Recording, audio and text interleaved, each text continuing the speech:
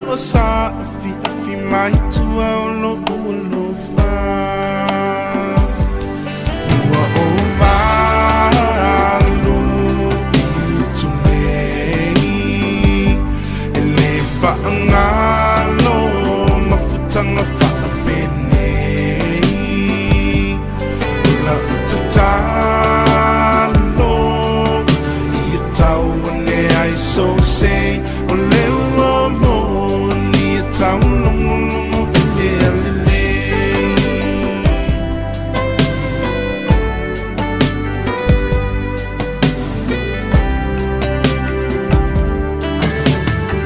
Tata fata o le tai au e whai ngata O le tau o so ua whai tau I tula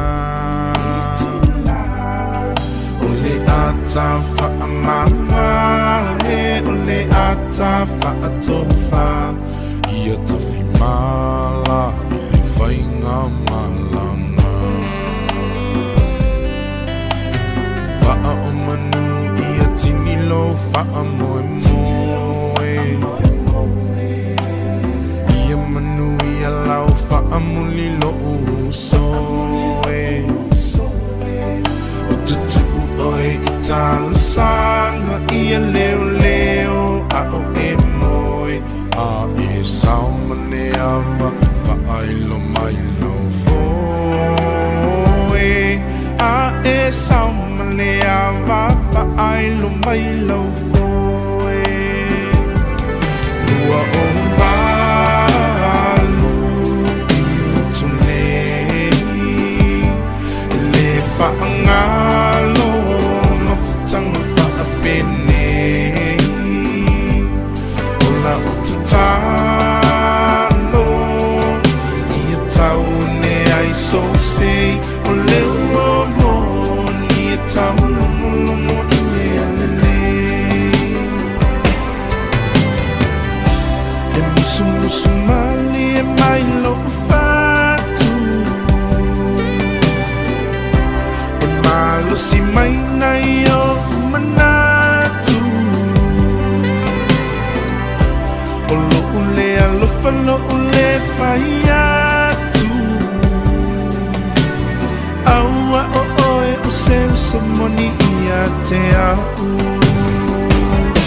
Lua o malu iu tulei Ele whaangalo mafutanga whaapene Ula utata So say, leo mo ni tau longo le le Ua o malu kutulei Ele whaangalo mafutanga whaapene La utatalo Tau ne ai so say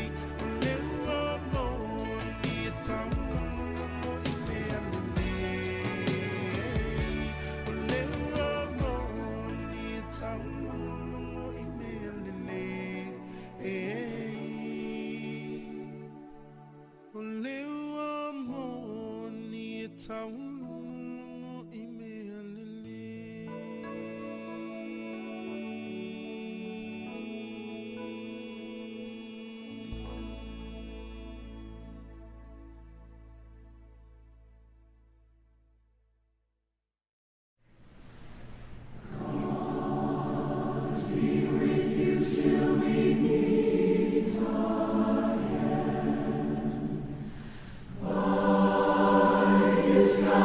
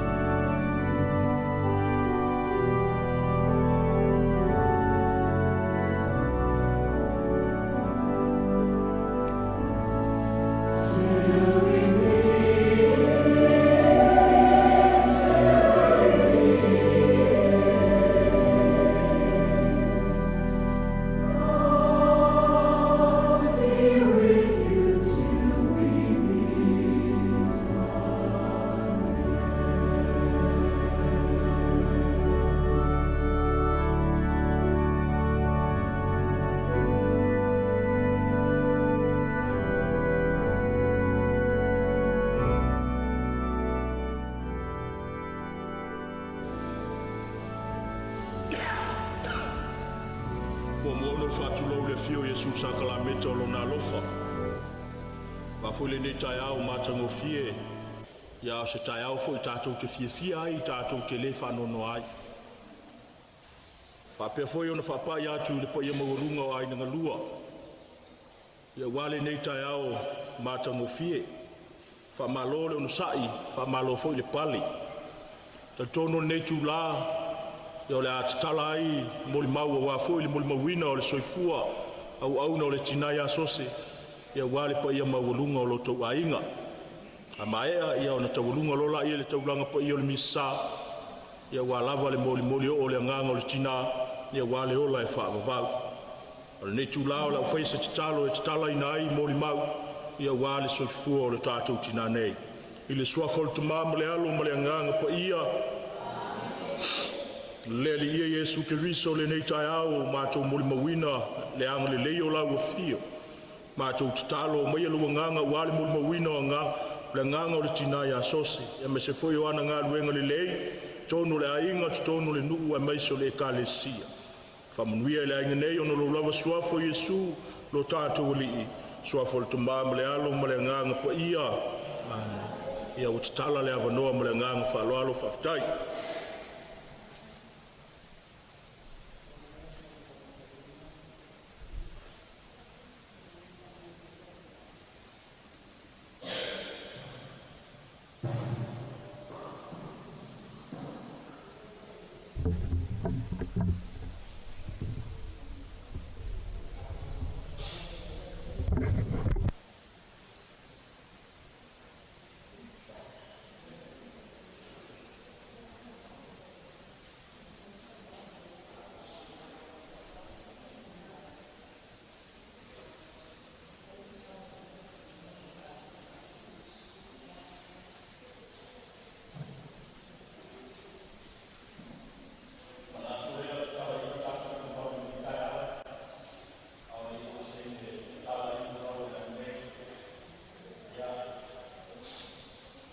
Se moli mau mafutanga le tina ia sose. Sose to ama mafuta le tausanga le ngtene lua afe lua sifufa. Te misa ua mai ai nei whalefa nei. Au le nei watu ua le malo e le tina ile nei tausanga le vai taimtonu lea o lo whapea o na whatino ia unanga ua fo ile maliu ma le tuetu o lo tāntu ali. O le tina ia sose i lau wawa ai o se tina e whatuatua. Se tina fo ye to anga i le lotu, to anga le misa, ia mai se olona nau le ila na i tua inga leo le sangata anga. Fa maoni o so se ile tua inga i lau titilu, o le winga o lau tala e fa maoni. E le ai lava se taulanga pa iyo le misa o te le vai e ula lana malia o lo fa pea o na au na ai le sangata anga. E taltonu fo ia uia walava ta pena lo na soifua au na. O se vainga fia foi le ia te au mala ngā ruenga. I le fau mai o la ngā ruenga, a o lo ia intangata mātutua o lo tau mai ai i le nunei. Ia o lona ia o le mamafutanga faa talanoa faa le tino po le faa tangata. E ese le sansangi fia o le tina ia te au. Teimi o te whailoa ia te ia me se foi teimi mati talanoa ai. E se foi matango fio o lea soifuanga ai me se foi o lea o langa i le tina ia sose. Na ia so muli a sa u mafuta i le tina nei o teimi sa o watu e whaatino lo na kominio. Ma se foi teimi sa asiasi ai le mafutanga tina ia ma u whaatino ai le whainga lotu. O le teimi leo o titilo atu ia sose. E fia i o na fōlinga. E fia. Ai o te leo langona le ti ngā ma le matutui o le mai o lo whapea na tau ave. O le teimi muli ana wala tu e whaatino le kominio sose sa sau whai mai ai lunga o titilo atu. Wasuia lava o na fōlinga. Wasuia fōlinga o le malosi sa masani o na uwai ai. I le teimi lea o watu e whaatino lo na kominio i le aso muli sa mawhiloa iai. Wai whaalua no walu whai a whaatino le ngā ruenga i oile maota ngase i lufi. Whaalua no whaatino le ngā ruenga le tina ia sose. A le aso muli no wadu atu ai, o sau whai mai lunga o whaalunga atu, o fai atu a mai oe fai mai wo tinga ina wo le lava ia e fa pena se la ngona ia tatou pe ona tinga ina le ngase mo tatou wo foi le loloto le ma ia e peitai e o le mama ftanga muli foi le maso se la ngau te watu e fa tino lo no kominio e fe mai le u avi fale apuna i se ona ainga o nanga na mavala ai malitinale fa tino ino la nga luenga ia e peitai fa tino le fono le mato au talvou le afiafi o le asosa ia e fa te ia u ina ua o mai lana whanau ia ua whaamana waina ele tua ngā luenga le tina ia sose o le moli maulea i le maua maftanga i lau ngā luenga ia o se tina e le lei se tina e se lea o ngā telefoi na ua luatu ia au mai ana mea alofa ia te au te fiu lava e te te ia e au mai ana mea alofa ia te au i olona fiafianga le ala i le maftanga ia whaftai sose whaftai mo ngā luenga le leisa e whatino i le kālesia e mai se foi o siau whanau ia soli muri vai e foi tātou le whanau ia ua le soifua o le tina ia sose e mai se wana ngā luenga le lei o lo tausia ai le kālesia ia mai se foi o le ainga ia o se moli maupupu le tina e ala le mamafutanga ia o se tina e ola i le ola whale anganga to e whatuatua i le atua talitonu ia ua tāpena i le atua sono no fuanga mau le soifua i le ola e whaavavau ia whaamaise le atua i le ainga ma se foi o le whanau ia tātou loto tele ele o tātou o le fina ngalo tuto tasi o lo tātou atua ia o se muli maulea male anganga e tumu i whaaloalo ia manuia tele le nei tai au whaafitai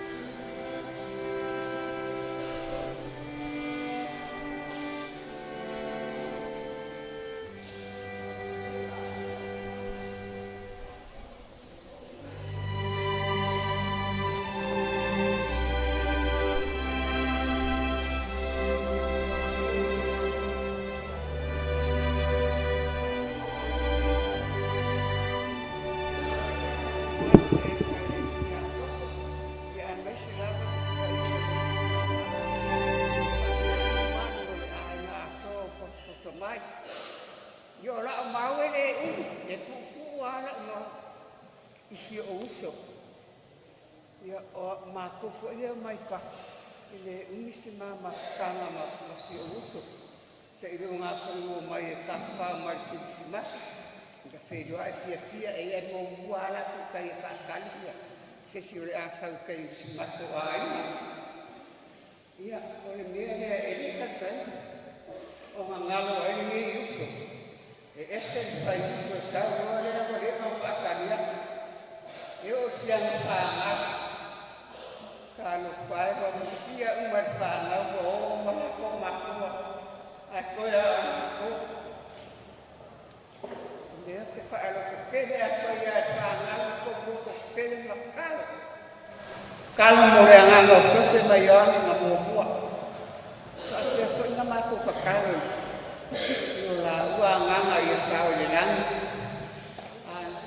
Paangawa lo kalu paangawa oh mama tua to ora ko kan fa ni ma panga mama tua ma panga pare go uma go ko ora ko ya pa wale me ala si ga ma panga o le fe ola ma ko ko pede ma ko so ma kuare o malia ya wa ia o pida kaava mali ia lo salenga mafuka ma so sengei ma sele mas mako kuangange o kaava mali ia kapu e mua fa lo ale uso ni le asal si mai paku ia la ko kan se si o asal kalau fa kalau pada mahkamah, masyarakat mahkamah akan mengayuran rumah, udewo, udestis, umat kau ni amat kau mengingat banget kalau faham, nyamah mahkamah manusia, ya faham ya kau lukukan, kau lukukan. Pene lava wa malanga mama wa ko oko ia au ko ke fa vai pa ko ko mai de ma ko seola ko dan mama wai ia ma ko mai fa ko vidia fa ko ia ko se fa ala belave ko ko il ka ko ai mo vidia kalau vai pa nga ko ko ke tapi Paulo ia whaakia whoi ia waimu ia muka e lai tiki ia ai maise raga whosi whangawa sose rea ngofu mai ngai kamati dai whangawa siang whangawa e re ni sia nga vai penge kang e kausi reo whangawa siang whangawa kalo whai moku sia ni matukanga maritunga o reise sia e koe whai aku se upu whangawa ia pauma Dia ko faano mo maya maku de teola. Ai dia ama ko so ia ko fa mangawai ia vidia wa dia so se mayani ale ko tere mo so de teola mo ko ngale ko ka. Pa val dia ko ka ka dia di vai de do ka kan aso mo kai. Pa ke teola ia ni ma no so de tingo mo ngilang lang ngilang ini kata fio ai na dia ngofua ya ro akas mayale so semia pawal dia ol ko anga la kal fa ido ko nuse ku aku mangao mai dia di kau man mangia mako fuanga kau man mangia mako sana malanga ya fatian ya era mako kau man mangia mai fo kalau fight pangap tapi na Paulo pequeno buka ila tiki ko no kokeni wa makuma wa si ko sa ya o ko veana ko kokeni de mako teola ai ni dia mangawa ya wa mako e ngo fo fa wa o ko kokeni ma sele Malosa ia markamaya kaagamari ayai me ko ke manga awai ai dia Nei e whaavau le so tua mai.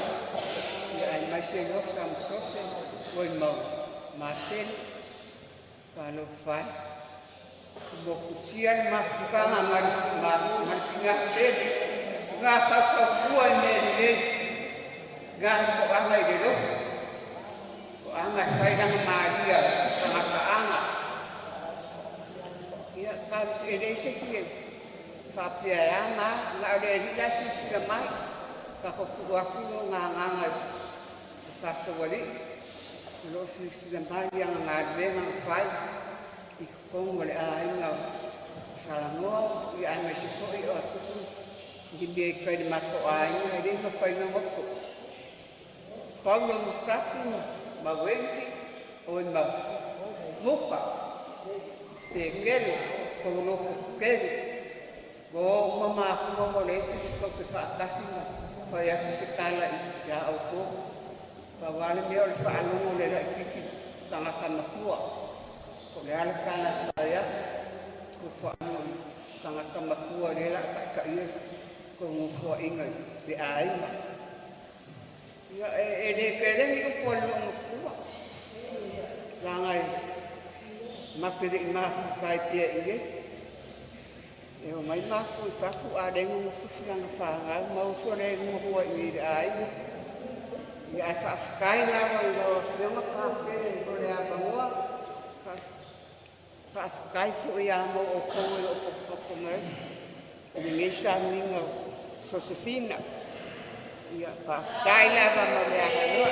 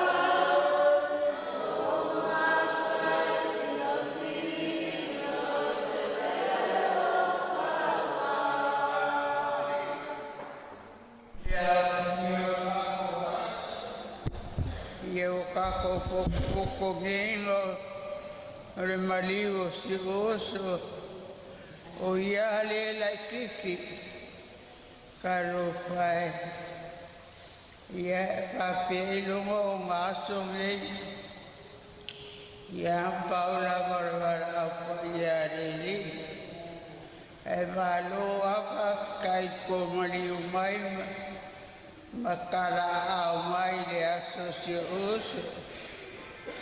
Ia ele eita mori mau kele. Pauara mea ia mangu ia ronga aso.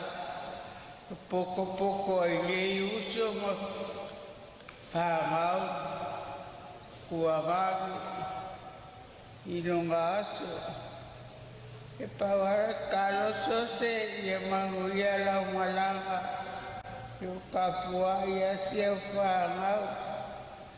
Karo whae whapea i nunga o ngā aso mei. Ia paula wa whingarpa i o le hua wa wala awa i o ia. Ia mere kura ia kuaisi le karamu laike. Ia whiema malo pa ia o le aso. Kaya ko marimai kalamai au.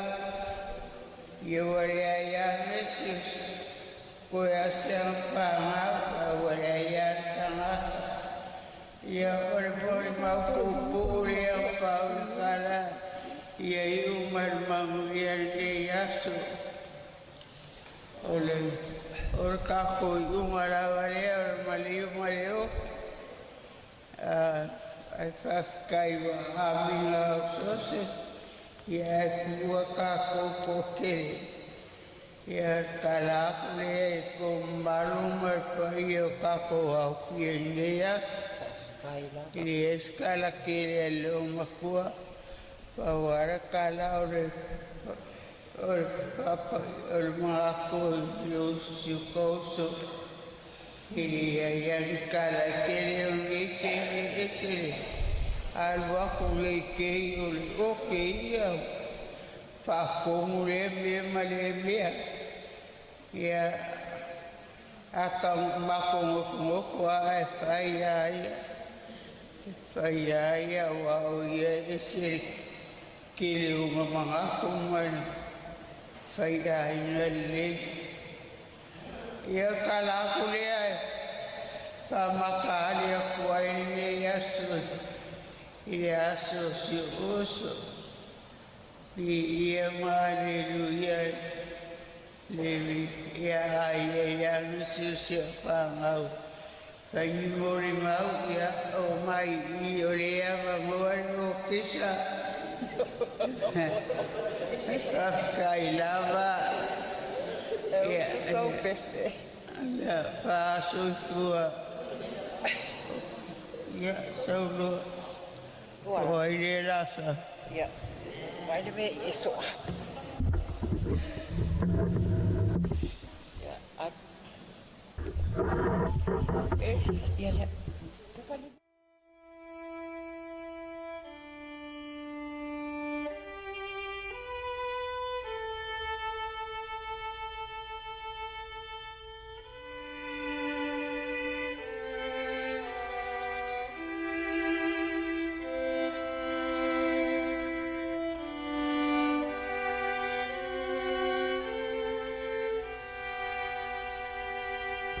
Fatuo le pai ole malu le lo fio ai fa liro le palsia lo wa te mo fa o que fa maria ko ka kalua que fa ko wa ai le pai malu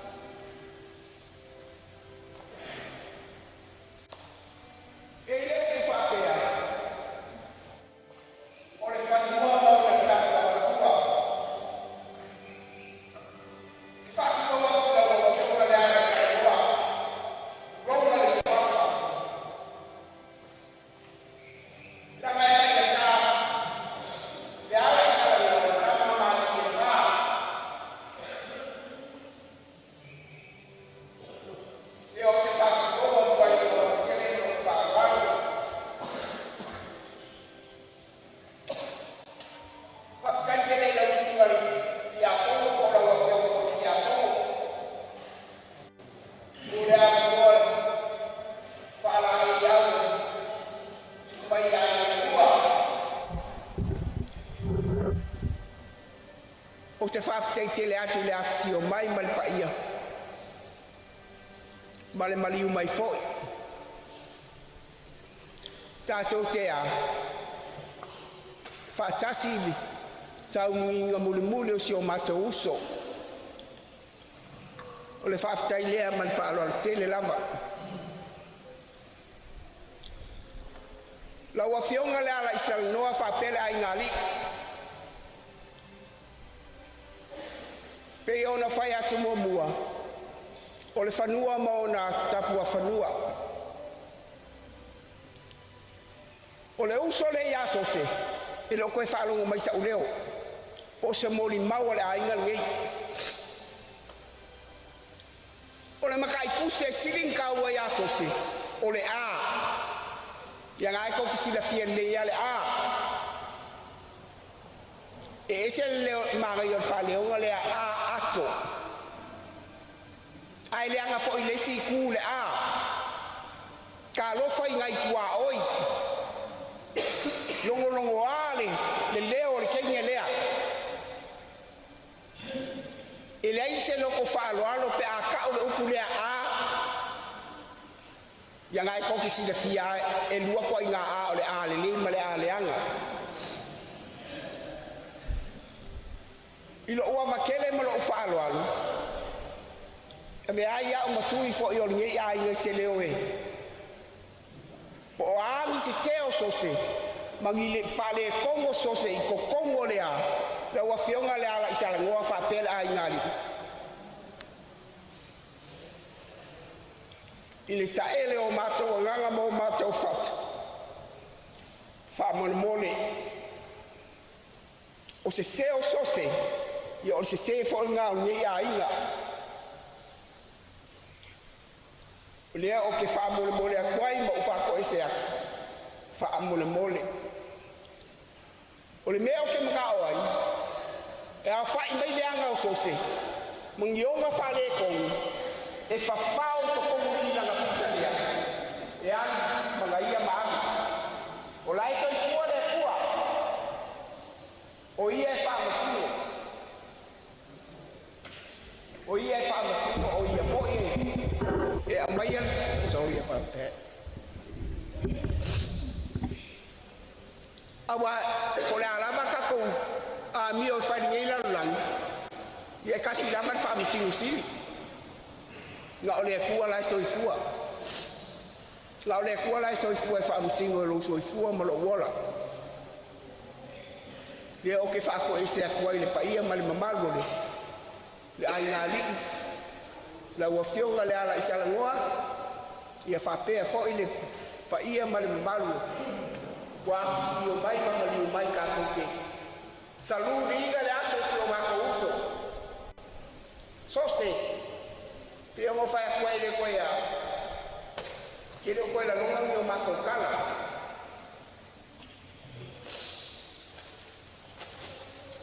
ole uso ya ma kwa o ya ya kwa o la la ma kwa ma kwa e si dia ya le kwa o le kwa pa yo le kwa e ma lo la ma si la lo le kwa no ko so kwa mo so ora ya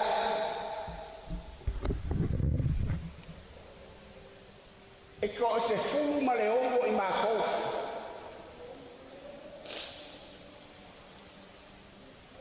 e valu kenye valu kamba wa mali liwi kama ya le uma kuwa maliu le longa lua maliu ya kama ole masala ya fapea si o mamis le pepe ko e kasi kama le e soi fu mai o kangakang le ai ngoya si o mako ko nge ngoya ta ma mali ya ngako si o mako so matua le sa fa ya ke mo mau e balu sui va leo tau sanga ya yu ya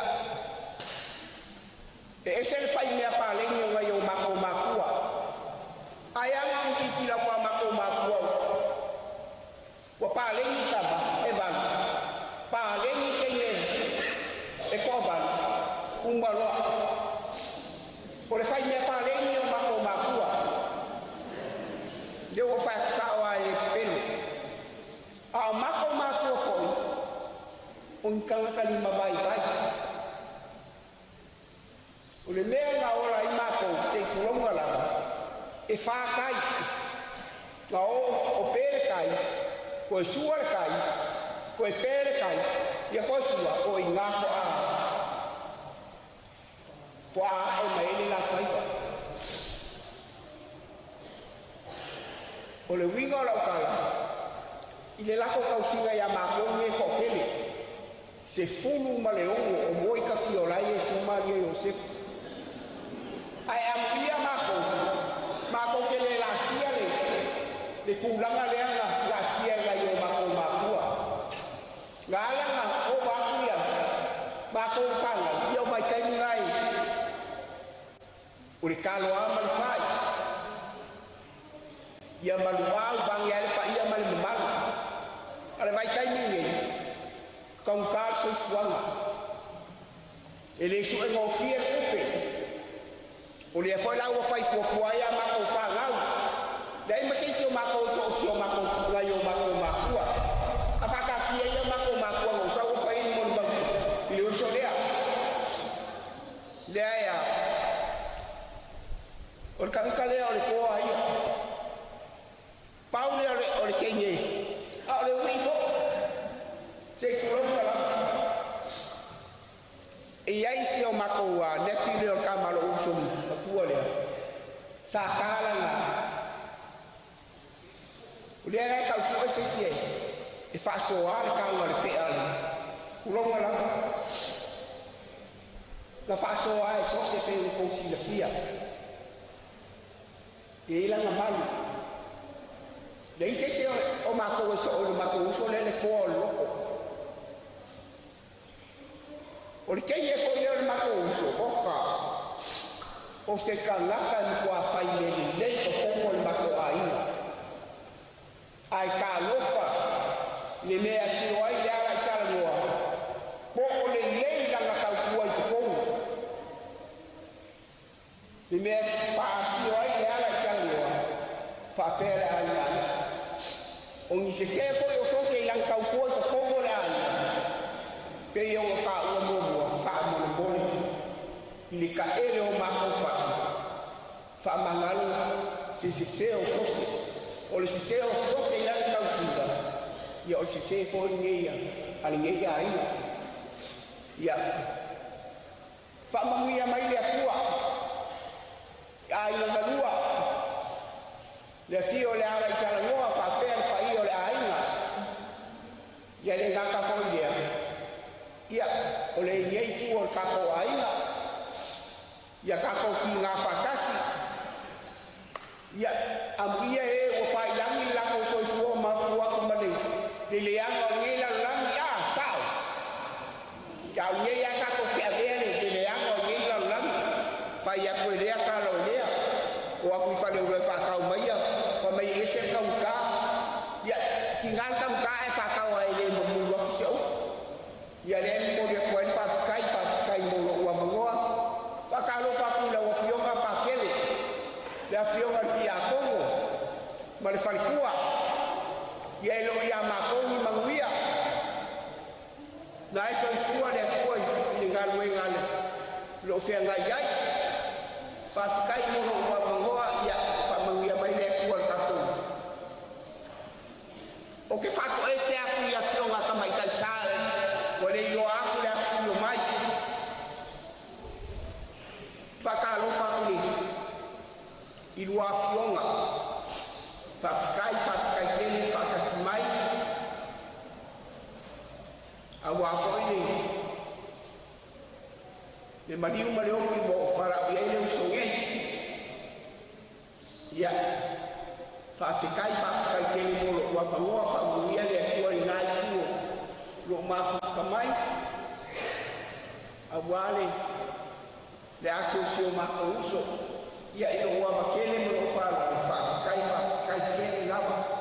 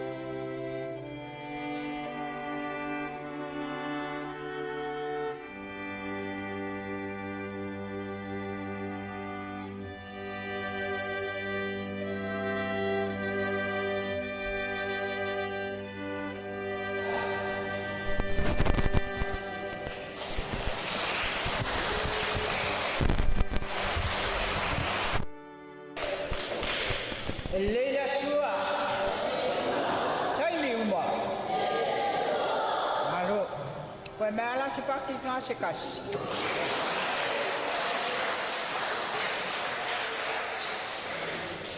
Ia, e mo moro whatulo watu le fio mai Yesu le Eukaristia.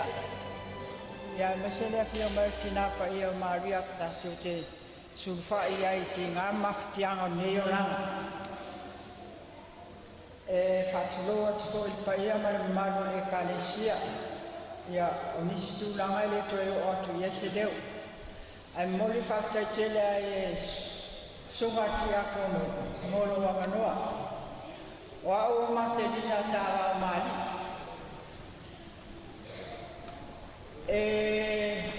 lona se fulfa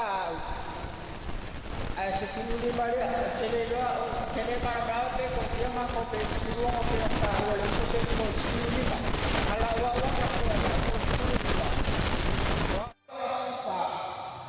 ale ida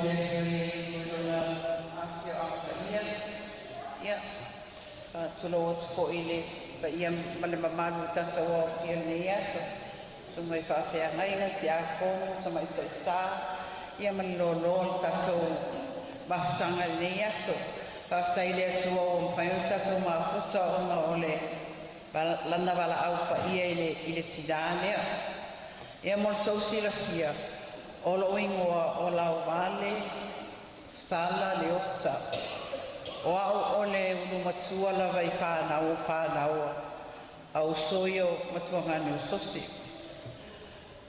O au fo isa fai whaatasia mātou e lo matua matoi ina.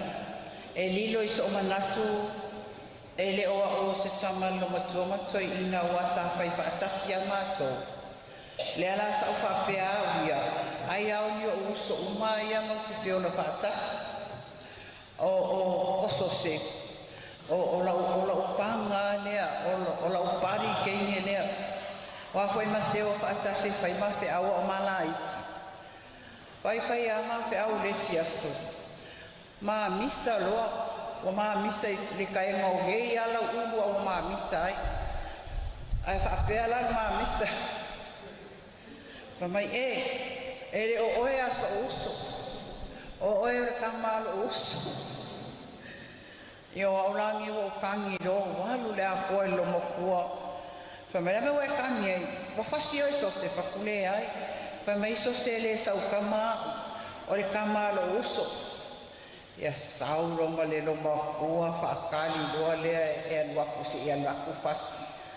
Ia o aulare o fai mai lola ia sira mokua oro ki gala le mokua le mokua le ia ele ia se alu ia so ma fau isi o se mako kinga o nga le sa kau si mai o ele o le mea foi la ngai kongo al ma ko ai ma e fai fa kasia ma ko mea ma so si o kinga e fa alu mai ko ia ke au pe ia o se la ko uso e se lo vi ia ile kuai i le va e ngolo o langa o so se ela ikiki ai esel masawanga o nga upu e fai pea o nga whaakasi ma ko ai o le winga o masaw e ia ile pao i kokongo o nga leo o le ngā foi leo e esele ke leo fe awe mo moli mai ai ke le fe awe mo moli mai le leo o le kinga lea ele ngaka mo ma uso mo nga kuangange ia ai o ma ko fo ifanga o fanga o uso mo kuangange o se kenge nga pai ai nga lele se kenge fo nga fa amolunga ele se mai fa amolunga ia le inga yo nga uso ai mai se kenge o losa io o ke mangkua le kausanga ale o kausanga le ko ongkua fai ai ala kau ngā o koe mafua mai ai mea sau ngā mea fai ngā mea le ainga whapio le a whamakala ko mai ka ire o maasele a le ala o whamakala kua le pao o kengi ele fai ala kau ngā o ko mas kengi o losa mai ro losa angue o ka angue o ka ki ngā kaninga ya oe mai au lea whamai e kere kuria sa wai whafokau aku le ala okas ke leo le ala anga maua isi ke i o losa whapenge wane mga anu losa oke makua i o paafekai le akua ele i maua ele ala o ngala wa lakus ke nge o maasele ka moe akue ia nga velo ai soseo maasele kania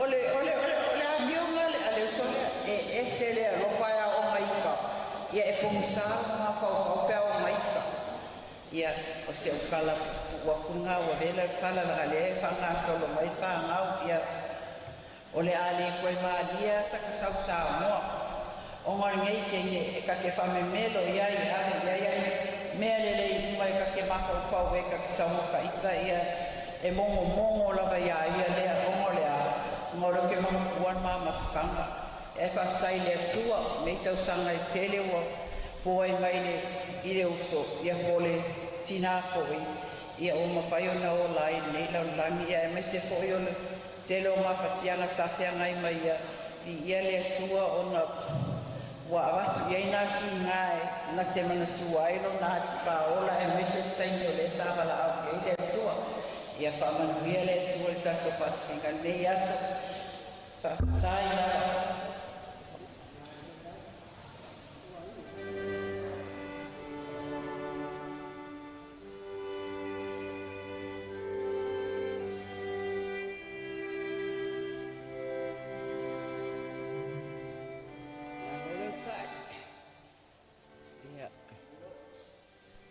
Role fio dari le Eucharistia ia whapea malumat pa ia o whapea ona a fio mai le toi aso tina ia o a ole lona luar whanau ia ra whaisina o moni mau lai titia lo tina na whanau le aso mo Januari tasi iwa lima iwa whaipoipo atu ia Whamoe whailulua le tunu Ioane le alaisa la noa. E toa fitu mātou, e toa lua Iana Tamawhai o Ioane ma a ngato. Toa tasi ua maliwa mātou e toa iwa, ia toa e toa valu. Ia, ane mātou mafutanga, ma o mātou mātua, e mese se matutina e whamatala o la ua o langa tautua e tono le ainga o tama i le polonga ma le whaingata e tautua whamahoni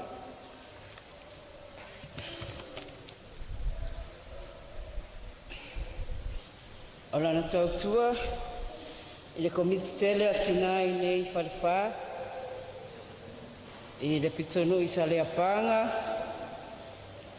ma le ainga o matutama i le paole e tautua ma le whamaoni e whapena fo i tono le kalesia whapea le aulotua sa lea panga o lana mafutanga tina ma sangata anga e maliu le matutina whatua a atua tausanga Zalu ana maliu tama.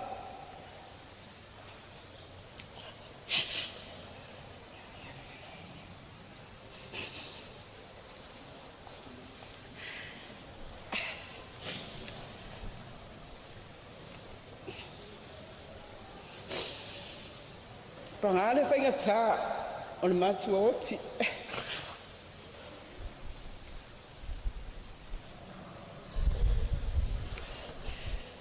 Ngata ana ino le ipo e ona.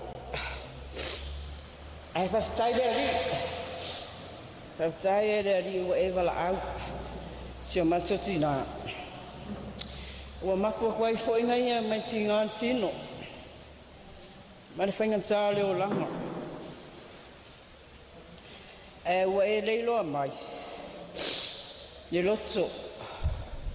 Ma le mafutanga pere ma oe. Ale aise si toi nofo mai ya mana atu pa bisia oi ia so o lo fa mama e loa fa pe mai bi ale ali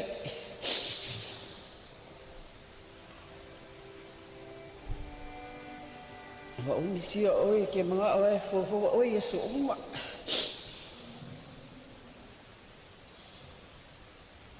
Fafetai. Pea ua e malie i se ipu vai. Si tanga ma si tausinga la whana mo oi. Pahule o la umboli mag. Mo oi lo tina. O lau tautua matawela. Whamaoni. Mane alofa. Nene ua mātou manui ai.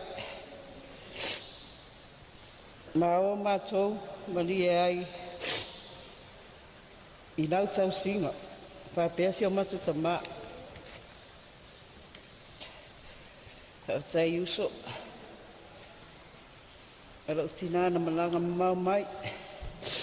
Ne oto alofa ia i mātou. Hautai uso alo tama. Alo lato tua whene tua tasi. I roto alofa fo ia i mātou to awai mai ai. Uso matuangani. Tausonga. Ngoma he māsani. Mao mātou a inga unga. Whaktai lawa I loo tonga lofa. Ia wale ini o mato mātua. Ia o tō leo mato matua atu iai. So se la pele. La whatele asu lo sama.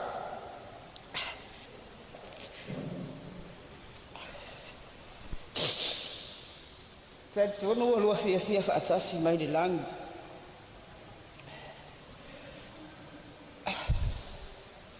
Baba ai mai ma pui mai a mātola whāna. Whaktai mo le awa loa. Na Yesu amene.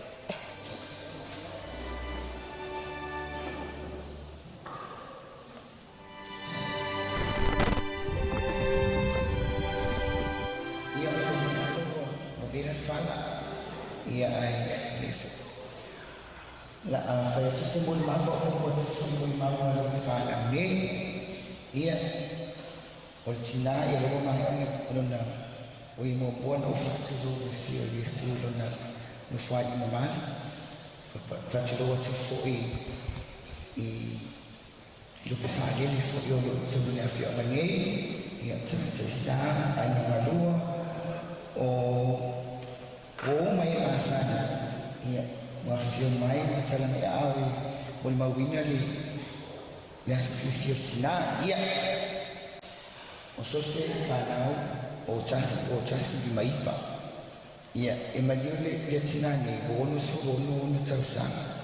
Lua masina ma le lima aso. Tō whitu mātou no whaino atu. Ia o la whainga o grandchildren. Nā se fulutasi grandchildren. So i tau mei la iti. Ia mātua ne ia alia tanu whai atu lau na whawoto. Ia o le tina pe o le tāu atu. E whainga tāu mat, e le taimar maki mawhitanga ma tina. We hardly see how hard they are malutama. Mato, ili te fasia. E awa I mato I tala. I fato na mai. Ile te I didn't remember kole asa na sasa I mato matua. Mumele awa inga na fai me mato te saba malia. Tau chua. Mela ma tasia wala au tamomoi. Peti tu mai o fea la ko sale a panga le kaka alu la pe ai pole la kapi ngal fa ile no I fa lo ngal fa ilia ai fole le ko maria kama ngal fa ma ko fiko tasi fa ile tambo mo e ngal to fiko e tu la ngatasi ile tama ale man matina tu mama to fiko tailina u fa lo ma to ko wale la fa ai ngal to tasi sama salama na ofia yang mafole ko tamu ko fai fole mele nga fai ele te fasia matua we came through ile olanga polonga mo le sila fia la marma fia na ngata matua tilo ile ai mal matua tama ile maota ole fale ole maota e what you call fali moe o to ina mal fali fa pasa tu atu tina kama ilo itawo le ot ilo vino la fanzana e tasela mona le matsiba ta fanya tilo tina altama pai mo le ma kama ima pai tina le ma ini beni ngal le mai ngana yo fole le fani le tawia ye sitikati ale mama yo tawtua le matua le matuina tamai mama sina tua nya ona fai popo pankeki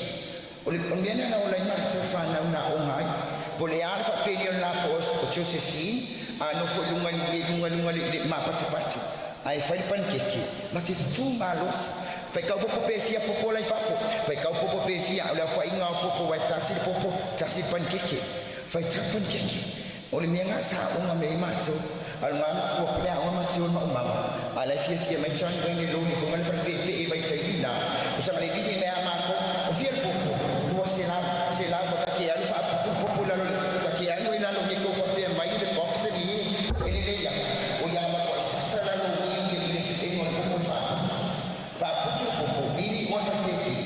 ia lo fa ko se la ko si matala se futala ai fia e ai ma ko firma ma se ona firma tu fa na se lo le mo ma mai sile o le tau tu o ma tu se ala fani fa bia ni ma futana se me wani o nga ko le attention ko ma ina ia maintain le ina fa ye ma tu o le tinani e pensa o fa ma pupo e se lo futani me fa fasi tu bo tau tu ala ma tu ia po tinani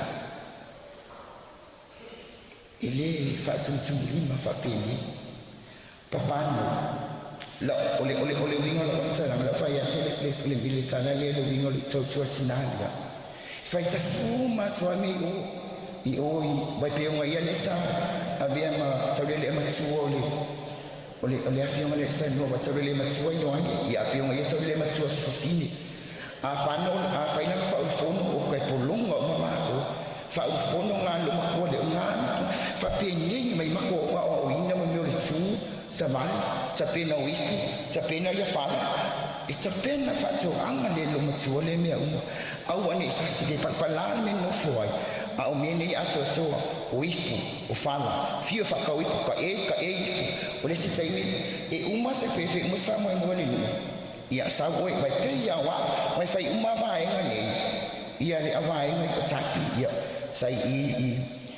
sai uma ile tu fino yoan ia o le vai ngana iti fu e pe ia wa o tene ma tama ngai le balia se mala le situation ngai ma so ngale fia uma ile ka ko koma kwa mga faimia ia kango le pulia le si pulia sabali mai o ti uma o ke sabali mai ngal pi ngal fa pa pusi e ngaka ko femia ka sale apanga mako iku fa nang fa pia mako e ka ke sa wa mko ya uma mai ai mai kai no iku apa fo ngai o ke sabali mai o ngal fa pa pusi sa wa ko femia ka le me fa sale apanga e ya mai ki ngal mai mau ni sima ni sitina yo langa na sitina dia e ka ai ole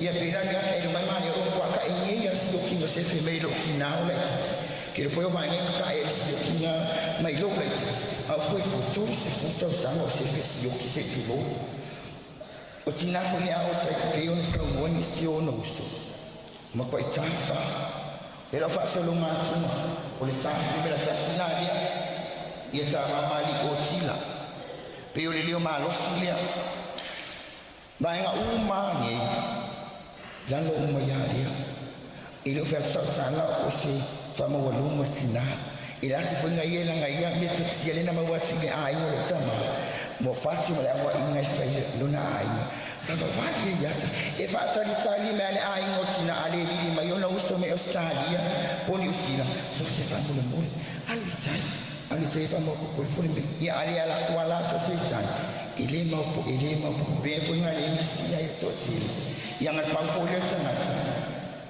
ifa se por ya lepas sini dengan mana ngai ia sosi ia le masih sana pen fayat ele sawa sina ele sawa sama isawa fatu tasia apa wana teman cuai ngan saya nak pak ini mau sina ya sia polisi boleh balak boleh miang sasi balak fiwe balak na fiwe lah kira pun mama ni cuai ulu jamu imaya lebar fa le wai ko ngai fiwe lah kailo ini suruh dia ai ko na fa mai sa ole tong le ba le perfume mal fan bawa ni wai sasi fa lo man airplane ni ngai ni wai ni ba isa wa fa pena tina le sa wa funga le ami ka mai mia sasa e fa tsonu wa ma tso pe funga le le ma tsi o mai ya sa ma mali ya wa inga anyway na e le ke tsana pa o le me yo la fa tsai tsi ana la fa tsai tu la isfan tu puoi fare la vettina Wabua apat uma fofa pesia ia ayo tilo anga oli utautua oli lo fangi o matu ia lenga tu dia tu fala ia mama toa titiro mai foi ai no tula family ele fa pa ole le mato mafutama tina yali fa tsaitsele lina tina fa tsoma le ali malo no fwa tsainge su fa ya so swani no tina ila tina ile tse fa tsumi li martina yali na tavali maisa mayo magia abatu mama mai abifia o matso so fofo mbanilo matsua tina yalina fa tsaitsele na mai la to pulelia ai no sho tina fa ya fa tsai ele tsaitsai ona fu mia tu fa tsu bi masitene di ya twa oso si le ke kai ni mo uso perché mi se famiglia io ho mi se fa atala no wa abili mai se to ta abao osa se le vini mai os mi se cope fe ni le tai de ke kai fe kama kania e mo lo che fon kulano ko ke mali fa me fai oi me le cope Koi foi me se iba lo foi koi fa sanga me lo emako ya me lang foi ko te fai ya pa imala fa de nenga e mga awai tapi nga foi ya solo monga fa fitsai o te lo le lai tiro mo mai uma ia ngai inlaws o i wanen on inlo le overseas ia manise o galati fa fitsai o le sila pa te solo mona fai utonga o le tina fa inga le la mai pof te ele say hali talk about what they need lihat kai wa ko sa pe wa ni malo tsai wa o ke kinga inga le mo mele manga awai so mele ke manga awai ai si ba inga saula fai sawa le mele ya wala mo mai kula ke fo mi ya sa kama bai ka mi dan au ko fai le si me nga tinalia tingana ba tse mo a bonga le se tse ya ko ma tso fa pele ke le kupi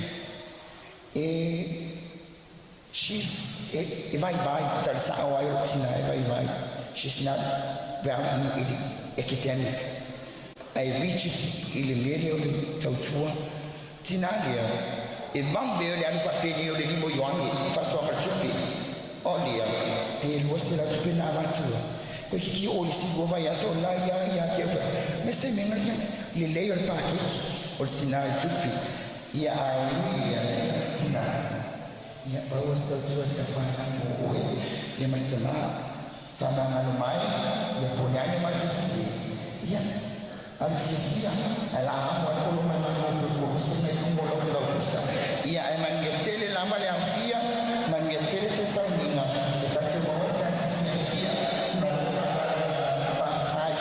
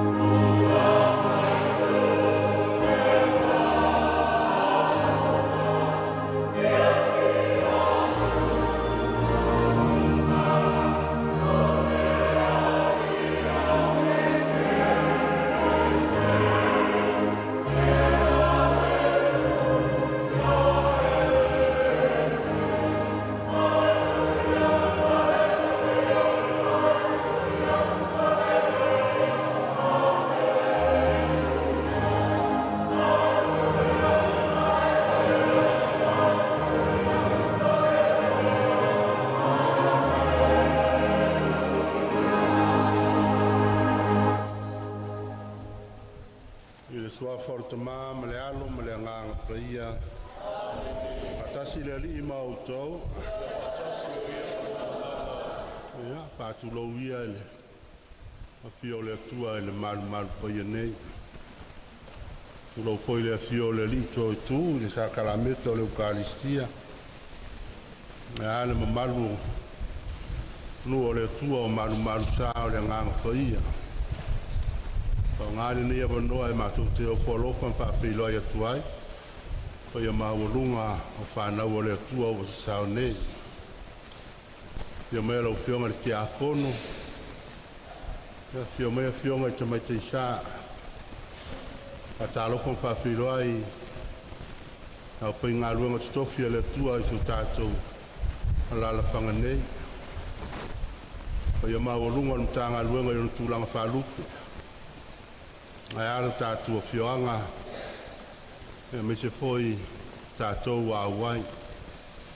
Ia, pa ia lava lea wale a fio a inga. A inga sa fio nui vau, ma inga sa la ia sa.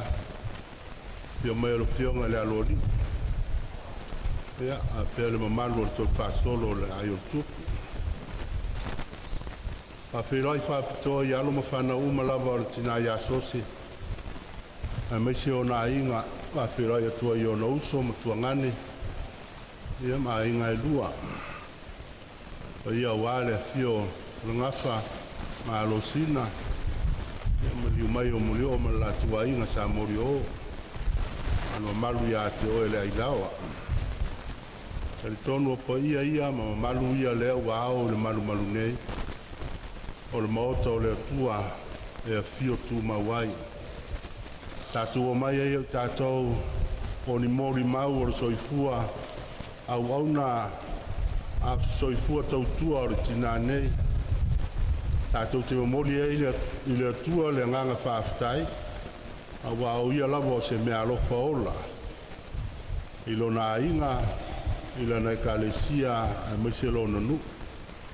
O mai la ia tātou patpatia ma le nganga fia ia le lea o na o ngā le tua tātou toi mo mori ai o ia le tauranga le nei o mori ai lo na li e ana ia ia ina ia tali le lea le tua ia o na pātu tua lea alala mai le tātou a inga tātou walo tu nei mo le toi whamanatunga o whailoilo le pāpatsonga ia na talia e sose ma vea ai ma fafine o le tua alala mai.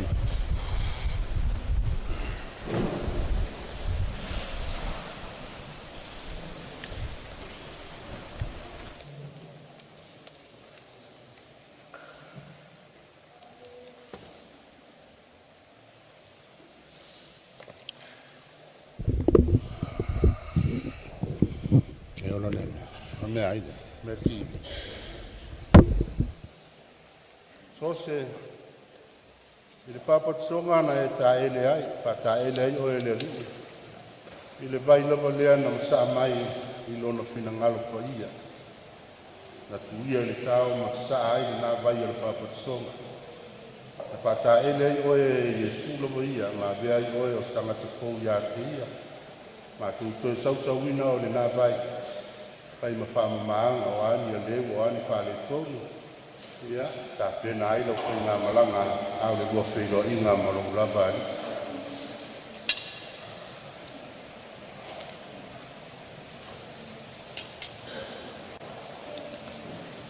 I le aso le papatsonga sose na e tavi ai le la e pae. O le whailonga o lo tofu ke risiani. Ta e tau ave maola ina le nato finga i lo soifua o onga i le tua.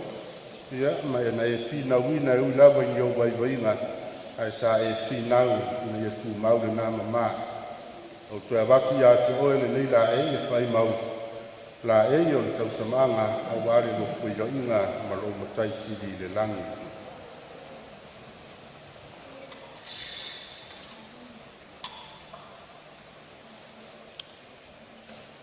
O ke riso o le malamalama pe o le patpatia fo i le nei mai tausanga. Le malamalama le aso se le na e tavia i le aso le papatsonga. Sa ta iala i nai lo koifua, i lo whātua ma lau o nanga i le tua. Toa waki a te ole nā malamalama e whai masudu o lau whai ngā maranga.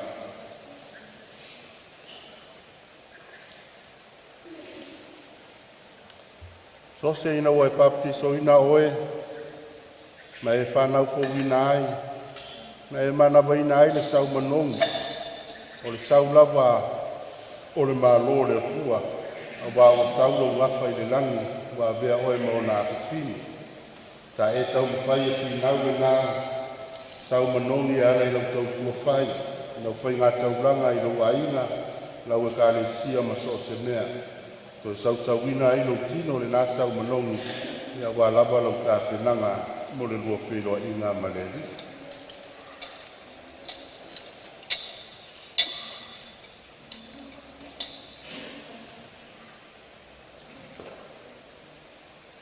Ia la pia le tātou ai ngā tātou. Alo tunei mo le tātou whātou senga. Ia tātou whaonga ai tātou anga lungo o le iponga. E walau e le tua le na whamanga longa. Le ngata mo le tina nei a whapea fo i tātou umalawa. A wai le ai ate isi a toa indu mo le li.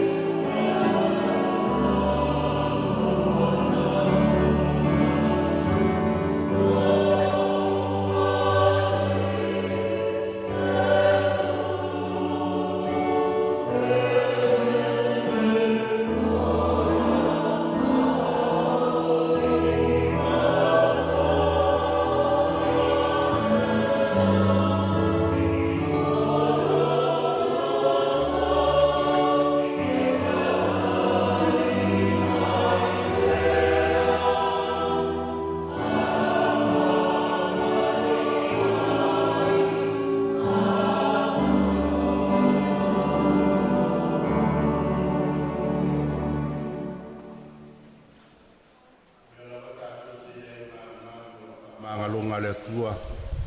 Le vai aso na tenei le asfaroile sa tatala ai le tua. Ia le ia o lona malo e ala i lona alo i lungo koluse. Au le asa na tenei ia na toi tu manu malo ai Yesu o le wha atuanga o le na wha mangalonga. Ia alofa mai a te tātou le tua o le ola o le manauma. Pa mangalo mea tātou ngasala. Ma watu tātou i le ola e wha vavau.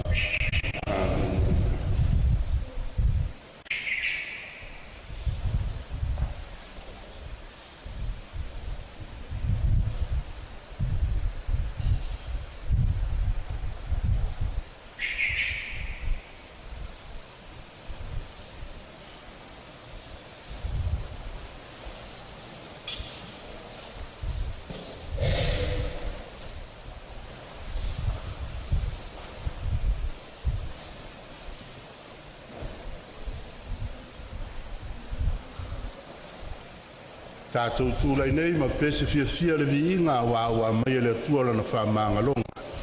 O le viinga i le tua I mea pito alunga.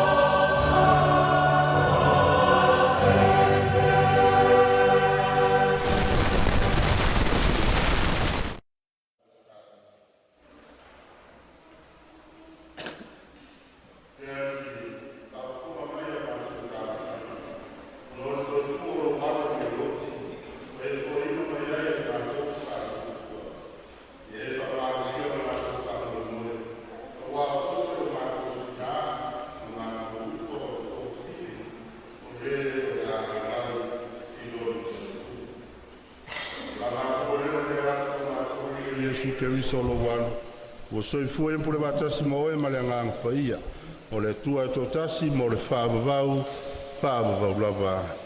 Amen.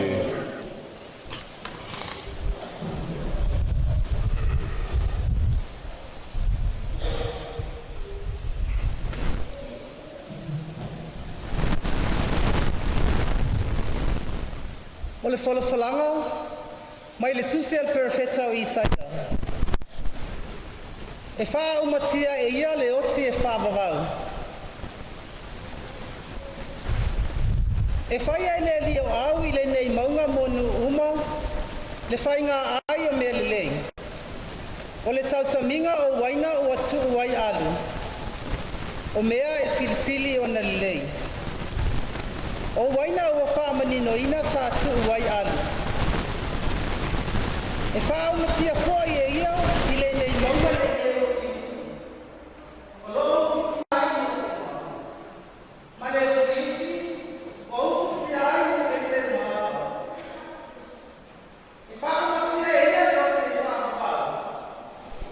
e sa o loi e sea foi e le ali le atua o loi I mata umalava. E whaatea e te ina foi e ia le ngā o lona nuu. I le lalolangi umalava. A wā wa feta lai mai ai le ali. O le atua e whapea ai. Whaauta o lo tātou atua le nei. Sa tātou whataritali I a te ia. Wa ia whaaloina foi I tātou. O le ali lava le nei, sa tātou whataritali I a te ia. Tātou te fia ma oli I lana wha o la tanga. o le upu o le ali'i. Le atuai whaatai. Le atuai, o lo ua tua lava oe, ua fia inu lo ua ngangai a te oe.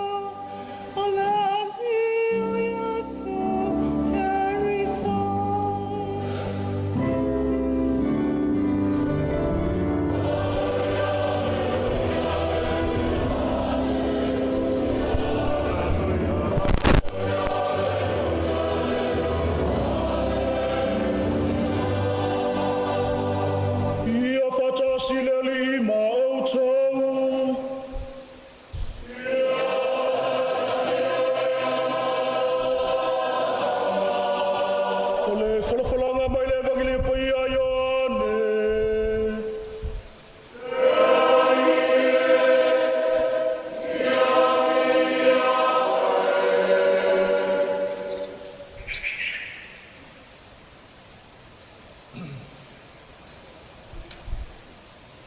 O au nei o le toe tū ma le ola.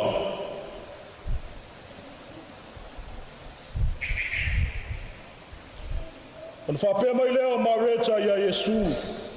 Leli e, ana i nei, o wale oti lo tuangane. Ai ui lava i lea, ua owi loa o mea uma e te whatonga atuai i le atua. E fo ina mai e le atua ia te oe. Ua whetala i atu Yesu ia te ia, e toe tu mai lo tuangane. Ua whai mai mareta ia te ia, ua owi loa e toe tu mai lava ia i le toe tu i le aso ngā taanga. Ua whetala i atu Yesu ia te ia, o au nei o le toe tu ma le ola. O le whātuatua mai ia te au, e ui lava ina oti a e ola lava ia. O tangata ola uma o e whātuatua mai ia te au, e le oti lava e o i le whaavavau. O ua e tali tonu mai ea i le nā mea. Ona whapea mai lea o ia te ia. I oe le li ie, ua ou tali tonu lava, o e o le ke riso, le alo le atua, o le maliu mai i le lalolangi. O le talalele ia le li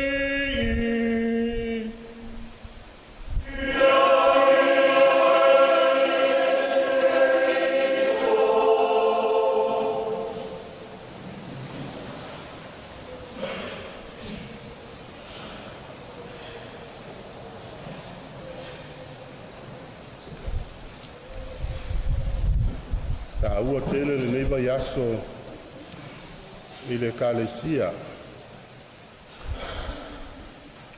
O le vaiaso le nei e taua o le okitava o le seta. E patpatia ai yaso e valu le toi tu manu malo Yesu. Pe ona amata mai le asana te nei.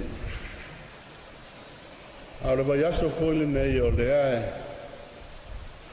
E momoli ai talutalonga a le tuainga o Yesu le alofa mamana. Ao se novena e whatansi ai kalasia le tua.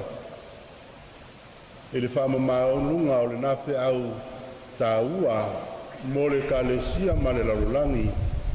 Lea e whawhaia ma whamanatu le asa asau nei. Mai amu ia sose ia.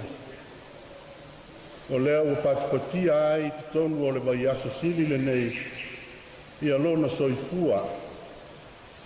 Ai ua tātou umoli ai fo ia i le tua mo le wha o le tanga e whaavavau. O le upu o le so o tau whaafonga ma tātou whalongolongo o le ngangana le nā o aso nei.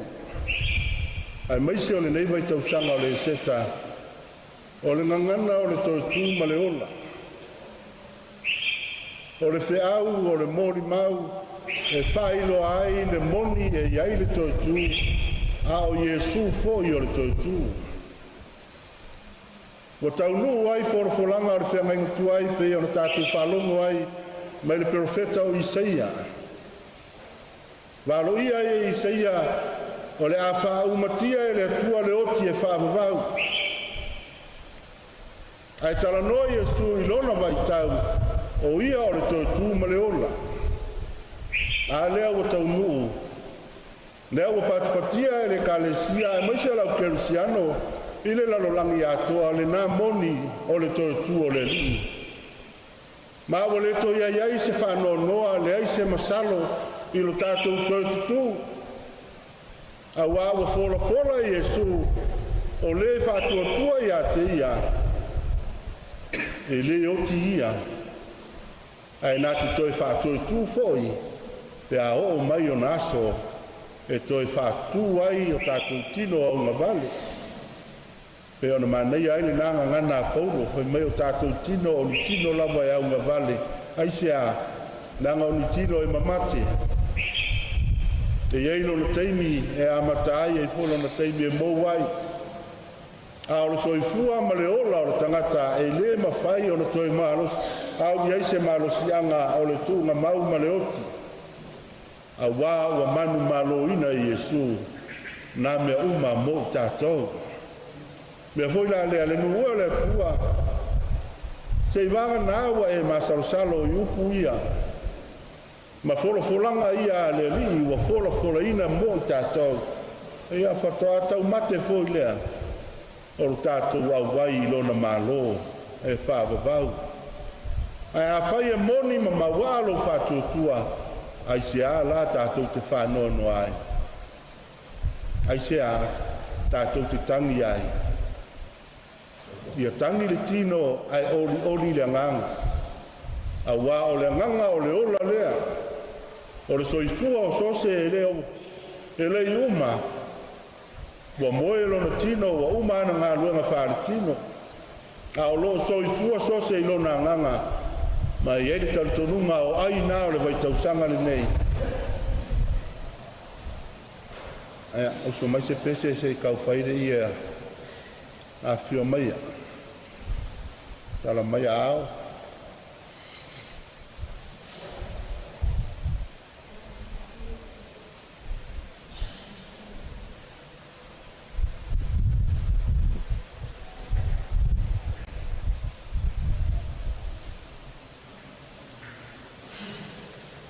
La mole lo makuar ke ro ngi e fa apuat.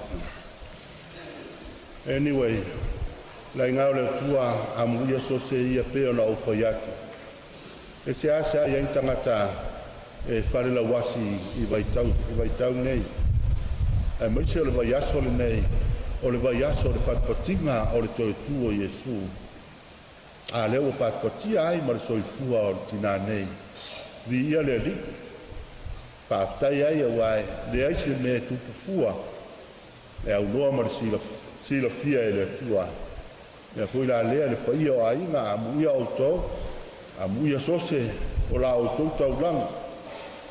O a foi ni mori mau sa mori mau wai le nei aso, ia fai lea ma ai mo tātou. Mea le lei sa fai le tina nei, awane ingalo, awa foi ne i mate, ai tau ave pea tātou le whanau ea o fua le leina e tau a whaauau na fua pea a wafoi ni whale tonu ea la fua ila ia e anu maia a le paia le lua le tua ea o tātou le nei o le teimi le nei o tātou te whina wai tu maulo whatutua tu mau le taritonu ma le tautua i le tua o le whatutua e le ngarue e le eise winga na se mea e mate. O ngā ruenga fo ia unua ma se whātuatua o ni mea whai vavale a. O mea ia lua, ua totofi ei tātou e le tua e tātou te ngāru due ai. O le tino a ia e tautua a o le nganga e whātuatua ai le tua ia mana nea ai o tātou ngā ruenga e whai. Ia ana mana ia i lea o le pese o le salamo sa tātou pese ai. Mo fia inu o tātou nganga i le tua soifua. Ma ia tū maule nā fia inu. Ia ngā langa i le fia inu ni mea ai e whārelangi ai maise o le tua lawa ia. A wā e whā inu pēa i tātou, e whawhanga pēa i tātou, pēa whai tātou tonu ia te ia. Ia, manu ia whai ngā malanga tina, ma o foi le mawhanawhana ma le pile mua o le fia i alo ma whanau ma inga. Ia whātupu tele le whātutua o tātou. Ma whtanga, ia awara tātou ngā ruenga whai. Ma ria pa iai le tina o le tua, tāo sia i mātou.